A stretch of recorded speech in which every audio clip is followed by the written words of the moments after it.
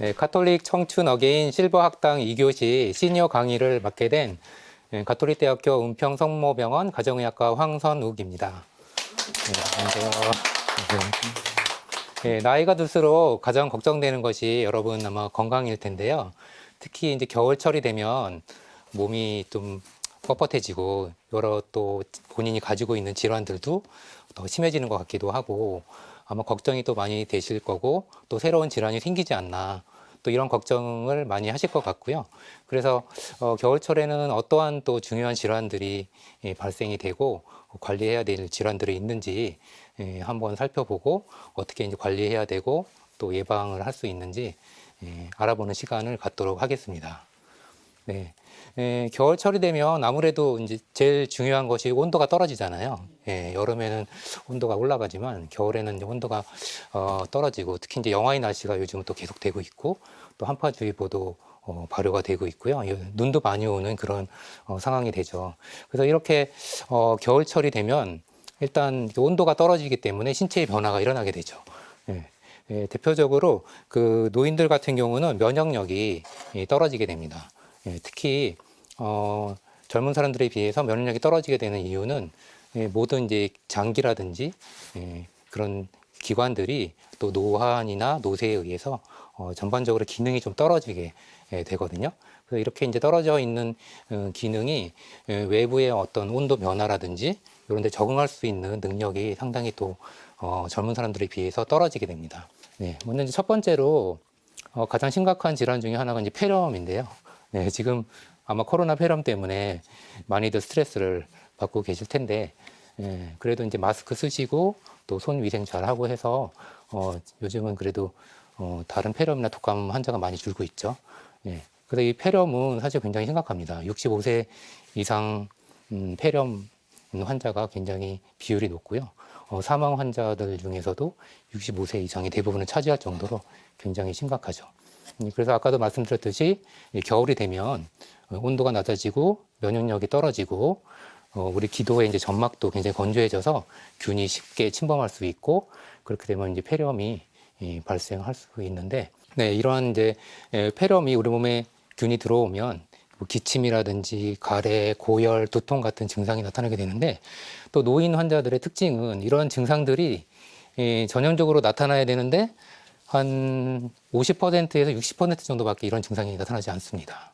그래서 그냥 가벼운 감기인 줄 알고 있다가 병원에 또 감기가 너무 안 낫네 이렇게 해서 병원에 와서 검사를 해서 엑스레이를 찍어보면 심각한 폐렴이 있는 경우도 꽤 있습니다. 왜냐하면 이제 면역 물질들이 좀 떨어져 있기 때문에 여러 증상 발현이 잘 안 되는 것이죠. 그래서 이렇게 뭐 가벼운 감기 증상이라고 하더라도 일주일 이상 지속이 되거나 잘 낫지 않는다고 하면 꼭 병원을 방문해서 검사를 받는 것이 좋을 것 같습니다. 네.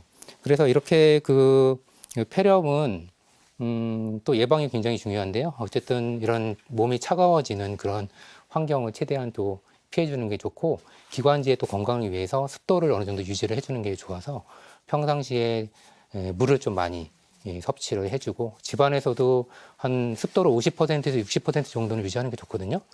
그래서 요즘 뭐 집에도 습도계 같은 거 하나씩 사두고 습도를 측정한 다음에 습도가 너무 낮으면은 뭐 수건에 적셔서 좀 바닥에 이제 까는 것도 좋을 것 같고 습도 유지와 이제 온도 변화에 대한 또 대처를 잘 하시면 좋을 것 같습니다.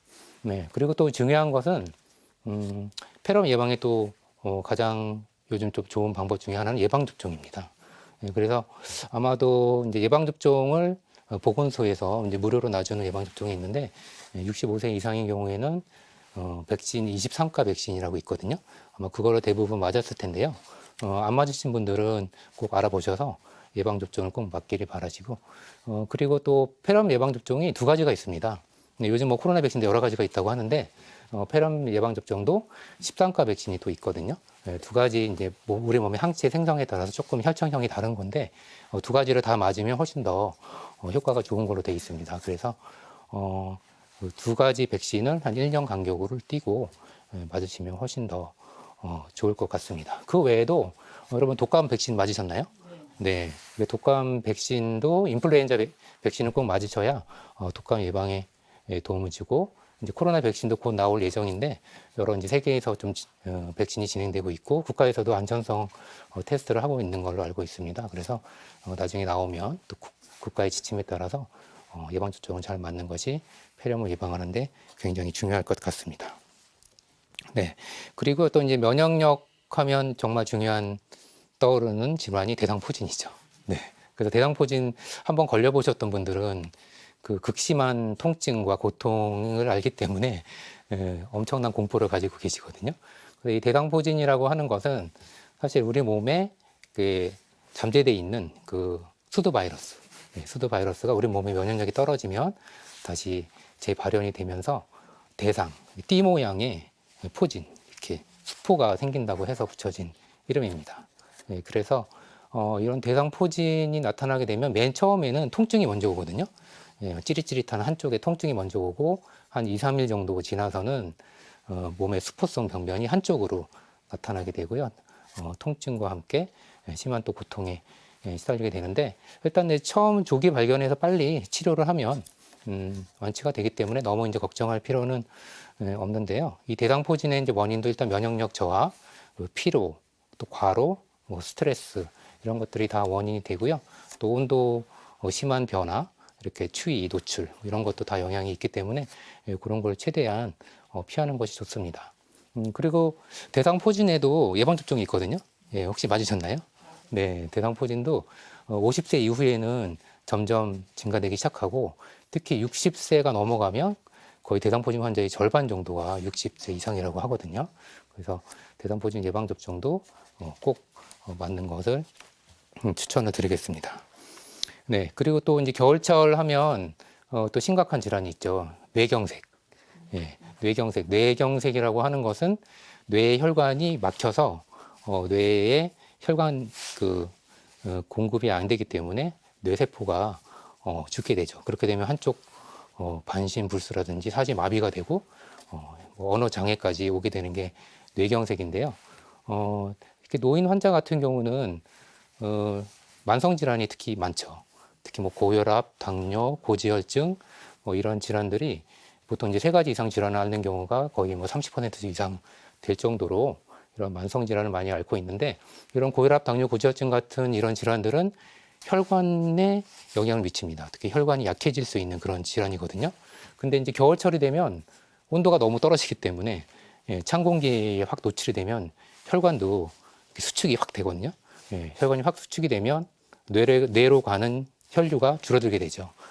그래서 혈관에 이제 평상시에 이제 동맥경화라든지 이렇게 좁아져 있는 분들은 갑자기 혈관이 확 좁아져서 머리로 가는 뇌의 혈류 흐름이 확 줄어들게 되면 뇌 손상이 일어나게 돼서 뇌경색으로 쓰러지거나 그렇게 되겠죠.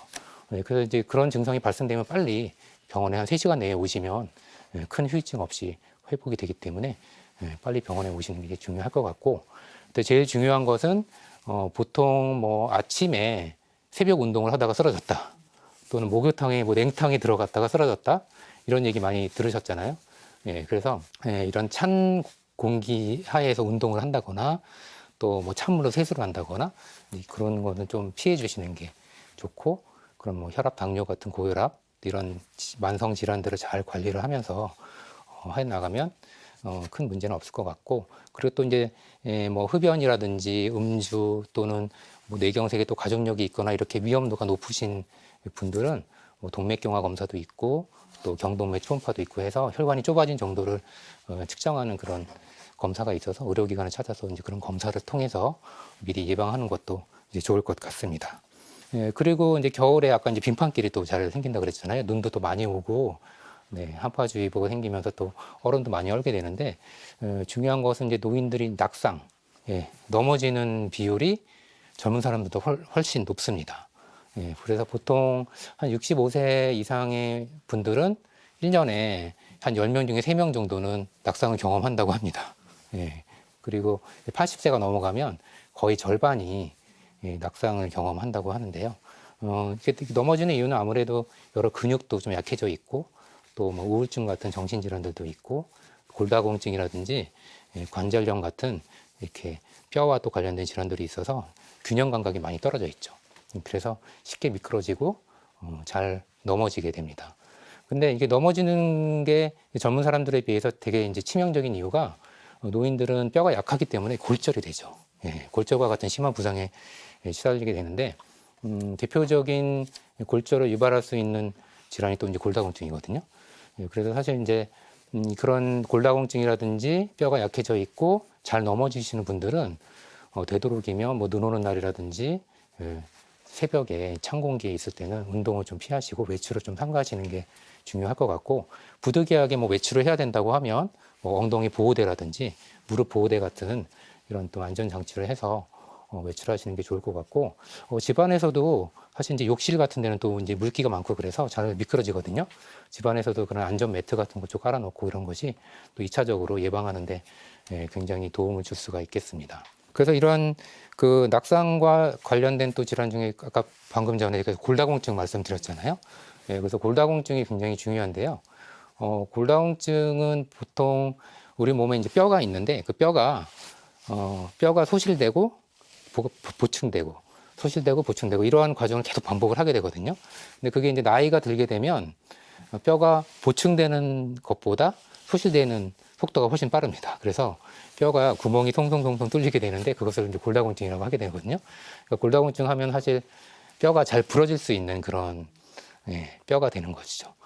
특히 여성분들 같은 경우는 또 호르몬 영향이 있어서 폐경 이후에 골다공증이 잘 오게 되고요. 남성 같은 경우도 70대 이후에는 또 골다공증의 빈도가 높아집니다. 그래서 그 골다공증 검사를 한 번도 안 해보셨던 분들은 남자든 여자든 꼭 골다공증 검사를 한번 해보셔서 골다공증 진단을 받으시면 요즘 이제 워낙 뭐 또 약이 잘 나와서 약도 있고 뭐 주사제도 있거든요. 예, 치료를 또 받으시면 골다공증도 좋아질 수 있습니다. 네, 그래서 이제 이 그 골다공증 같은 경우도 넘어지면 굉장히 심각하게 골절이 되는 건데 그거를 이제 예방하는 것이 가장 중요하죠. 그래서 그 뼈가 그냥 단순 골절이 되면 그나마 좀 난데 아주 심각한 골다공증은 뼈가 으스러지거든요. 그렇게 되면 굉장히 사망률도 높아지고 심각한 고통에 시달리기 때문에 이런 골다공증 꼭 검사하셔서 치료를 받으시면 좋을 것 같습니다. 그 외에도 이제 뭐 퇴행성 관절염 또 많잖아요. 무릎에 연골이 닳아가지고 통증이 심하고 잘 불균형적으로 이렇게 걷게 되고 하면 균형이 또 많이 떨어져서 주변에 또 근육도 많이 약해지고 근육이 잘 뭉치고 그래서 또 잘 넘어질 수도 있는 그런 상황이 되는데, 역시 퇴행성 관절염 통증이 심하거나 그러면 또 의료기관 찾아서 치료를 받으시고 물리치료도 받고 뭐 심한 경우는 이제 수술을 할 수도 있는데 그런 것도 이제 미리미리 치료를 하면 훨씬 겨울에 통증이라든지 생활하는데 훨씬 또 도움을 줄 수가 있겠습니다. 네, 그리고 이제 골다공증 예방에 또 중요한 것은 비타민 D인데요. 요즘 이제 비타민 D 많이 들어보셨잖아요. 혹시 비타민 D 드시는 분도 계시고, 비타민 D 주사 맞는 분도 계신데, 이 비타민 D는 사실 이제 뼈의 건강에 굉장히 중요하죠. 비타민 D가 부족하면 어린이 같은 경우는 다리가 이렇게 오다리로 휘는 구루병에 걸리거든요. 성인 같은 경우는 비타민 D가 부족하면 골다공증이 빨리 오고 뼈의 소실도 높아지고, 또 요즘은 최근 연구에는 또 뭐 면역력도 떨어지고 뭐 암발병 생기고 뭐 우울증 뭐 이런 얘기도 나오고 있는데, 아직까지 이제 정확하게 밝혀진 것은 골다공증을 비롯한 이런 뼈의 건강에는 확실하게 밝혀져 있고, 나머지는 아직도 조금 이제 연구가 되어지는 측면이 있어서 그래도 이제 비타민 D가 부족하다고 판정이 되면 비타민 D를 보충을 해주는 것이 좋을 것 같습니다. 뭐 의료기관에 오시면 피검사로 간단하게 비타민 D 결핍 정도를 알 수 있기 때문에 그렇게 검사를 하면 되고요. 비타민 D 같은 경우는 먹는 약도 있고 주사도 있거든요. 그래서 위가 안 좋으신 분들은 주사가 날 수 있고, 또 이제 먹는 게 또 간편하고 위가 좋으신 분들은 매일매일 섭취를 하면 비타민 D를 보충할 수 있고, 또 제일 중요한 것은 햇빛입니다. 네, 그래서 사실 이제 햇빛을 하루에 20분 정도, 20분에서 30분 정도 쬐주면 비타민 D가 합성이 되는데 사실 그렇게 좀 쉽지가 않죠. 예. 대부분 또 요즘은 뭐 햇빛이 많이 비치면 얼굴 탈까봐 모자도 쓰고 가리고, 네, 또 자외선 차단제 바르고 이렇기 때문에 효과가 많이 떨어지고, 사실은 이렇게 몸통, 팔, 다리, 사지를 포함해서 얼굴 이렇게 다 쬐줘야 비타민 D가 합성이 많이 되거든요. 그래서 최대한 그래도 하루에 한 10분, 20분 정도는 그래도 또 밝은 데 가서 햇빛을 쬐주는 것이 중요할 것 같습니다. 네, 그래서 지금까지 그 겨울철에서 발생할 수 있는 그런 중요한 질환에 대해서 또 간단하게 한번 알아봤는데요. 이렇게 본인이 갖고 있는 질환 관리를 잘 하고 또 이렇게 겨울철에 나타날 수 있는 질환들을 잘 유념하면서 생활한다면 겨울철을 슬기롭게 보낼 수 있지 않을까 생각합니다. 네, 이상입니다. 네, 그 궁금한 거 있으면 질문을 해주시면 좋겠습니다. 네. 저희 남편이 지금 현재 혈압약하고 당뇨약을 먹고 있는데 지금 아까 선생님 말씀에 면역력이 떨어진다고 말씀을 하셨는데 그러면 저희가 면역력을 높이기 위해서 무엇을 해야 되는지 영양제를 같이 먹어도 되는지 그 다른 약하고 뭐 이런 것 좀 알려주셨으면 좋겠습니다. 지금 고혈압하고 당뇨를 앓고 계신다고 그러셨는데 일단 사실 이제 영양제가 요즘 워낙 뭐 보도가 많이 돼서 대부분 다 영양제 한두 가지씩은 다 드시고 계시더라고요. 그래서 영양제를 이제 드시는 건 좋은데 너무 이제 뭐 TV에 나오는 거를 다 무분별하게 다 드시면 정말 한이 없고 너무 많거든요. 어떤 분은 정말 한 움큼씩 이렇게 드시는 분도 있어요. 그래서 사실 이제 영양제도 본인한테 또 제일 맞는 그런 영양제가 있거든요. 그래서 사실은 이제 하루 세 끼를 골고루 다 음식을 다 잘 드시는 분들은 이렇게 영양제가 꼭 필요한 것은 아닌데요. 근데 이제 또 치아가 안 좋거나 또 식사를 잘 못 하시거나 그런 분들은 또 우리 몸에 또 필수적인 영양제가 있거든요. 그래서 이제 그런 영양제 같은 경우는 본인이 스스로 판단해서 뭐 먹기는 좀 힘들잖아요.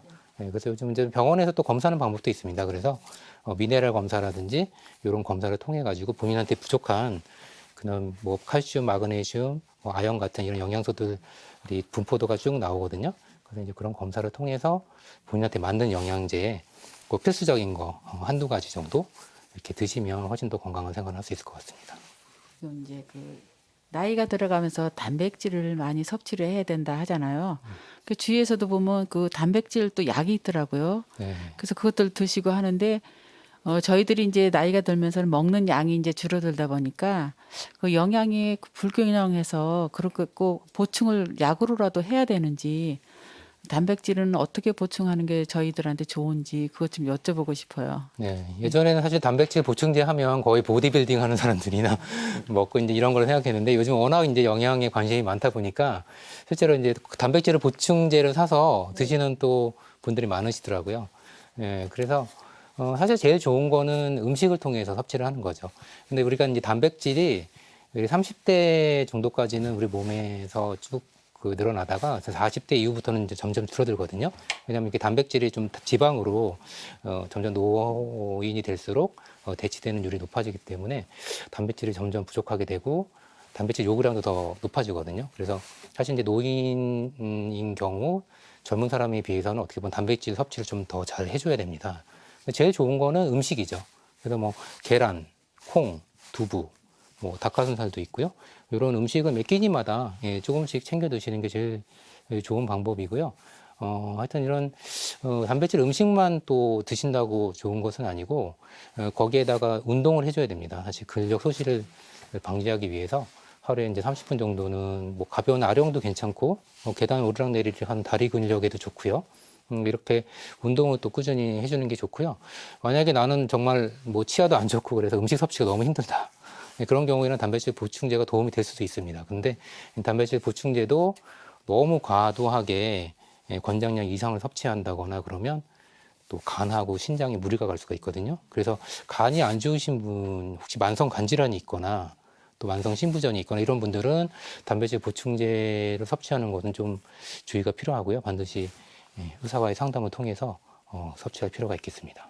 그 겨울철 건강 관리에 대해서 이제 말씀을 드렸는데 아마 걱정이 되게 많으시고 특히 이제 본인의 또 질환에 대해서도 더 악화되지 않는 이런 근심이 많으실 텐데 지금 이제 제가 말씀드린 이러한 주의점들을 잘 숙지하시고 또 이런 질환 관리 본인이 가지고 있는 질환을 적절하게 잘 관리해 나가면 크게 문제가 없을 것 같고 또 이제 긍정적인 사고 방식 사실 저도 코로나 이후에 마스크를 자주 쓰다 보니까 1년 내내 감기가 안 걸리거든요.